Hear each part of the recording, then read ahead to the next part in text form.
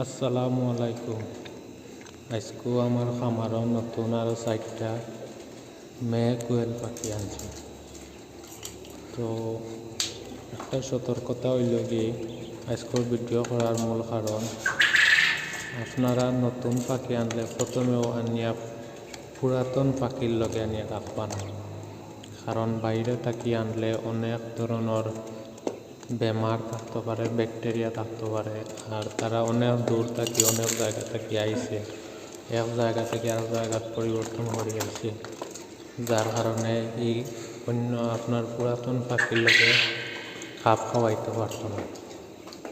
তো নিয়ম হইল 2-1 দিন আপনি অন্য জায়গায় রাখিয়া তারা ও পরিবেশও সেট আপ করতাম। অত আমার পুরান পাখি, পুরান খাঁচা, আমার খাঁচা আছে বিভিন্ন ধরনের কয়টা। তো এখন সময় হইলে হঠাৎ রাখি এগুলা টানার ফিক্সড। এই খাঁচা তো টাইন 12টা আছে। তো আশা করি আপনারা বুঝতে পারছেন। আর এগুলো আমার পুরাতন প্রায় 45 দিনের মতো হয়ে গেছে, ডিমর সময় হয়ে যাব রিসেন্টলি। আর এখন যে 8টা পাখি আনছি, এগুন তোর বয়স 25 দিন। আরও 1 মাস লালন পালন করা লাগবে আমার।